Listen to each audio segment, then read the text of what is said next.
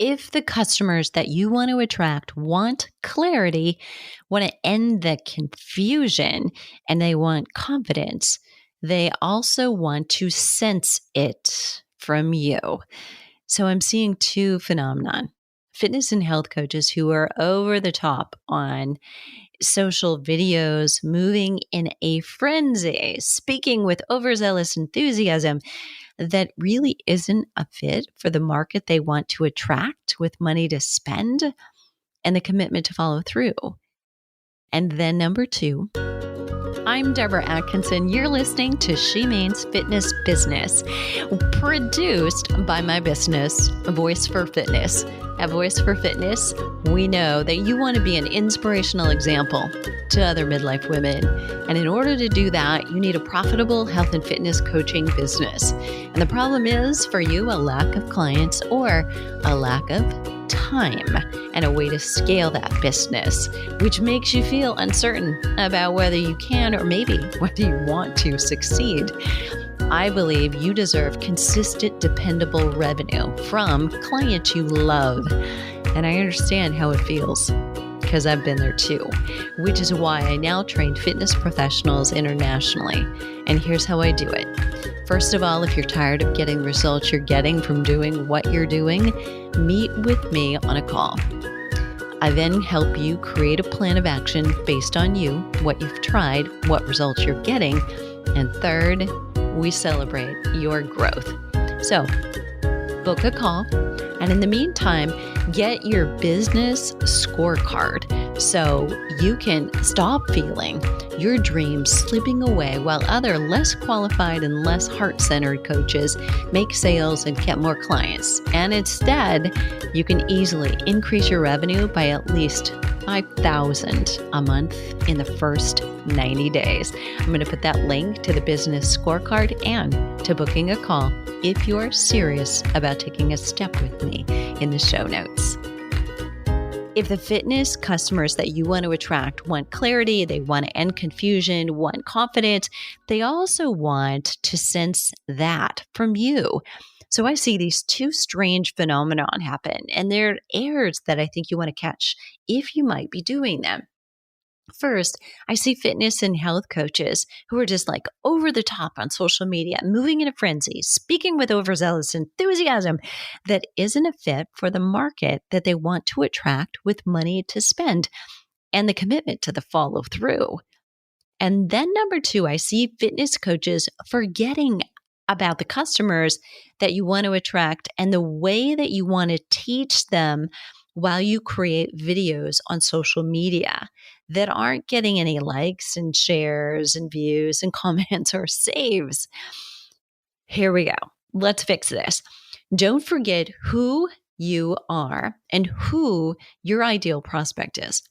Reverse engineer from your ideal customer, the one you know has the most success and that you love working with. What tone of voice, what rate of speech, and what type of video would appeal to them? Now, I know we often think that if somebody is just like moving and they're type A and they move from this to that and they want things quickly and they want you to deliver them, and you can hear how fast I'm talking, that might be what they will relate to. However, often it's the reverse, right? So I'm a type A. I like the bottom line. Give it to me right now. I just want to know, like, fast forward. I don't want that slow talk. Just give me the answer, right? Somebody who's selling me on something that I've already made up my mind I'm going to buy, I'm just like, how much is it? Like, what's the price? I'm a bottom line girl. How soon can you install that? That's what I want to know. And then I can compare different products to each other, like how quick. I did that with landscapers, and evidently I didn't do a very good job, but that's a long story. All right. But we often find or learn that those people who are moving in a frenzy, actually, what do we need for them? We need them to slow down a little bit. So if you talk in a steady and stable voice, you do get to the point, but you add these pregnant pauses, give them the opportunity to digest exactly what you've said, and how important that message is, you slow down your pace, you make your point, and you are not just entertaining in a way that's funny. You end up being the one they want to learn from forever. Let me give you a quick example of this. Back in probably about 2010, I wanted to take trainers to a reformer Pilates certification. I wanted them to go through it because we were going to bring in Pilates reformers to our business in our personal training studio and just elaborate and kind of extend the reach that we were having and the benefits that personal training clients were already getting. Well, there was such a small group of trainers that they needed 4, and there were only 3. And in order to have a bigger price break in the cost of the certification, there had to be 4. So I went with them, paid it out of my own pocket so that each of them could pay less and to get partial reimbursement from the club. And I didn't take that, but it was just, I'm going to make this possible for them to do. So we're there and we're going through this training, and the type of training that we chose was Stott Pilates. If you know anything about it, or you know Maura Stott, it was, and now it's Maura Marathew. And she is very deliberate in her talking. She potentially is a little bit like me if you are more like, move on. I don't want to know all this, right? So I am more deliberate, and I am is somebody who will give those pregnant pauses because of the educational value of doing that and having it stick.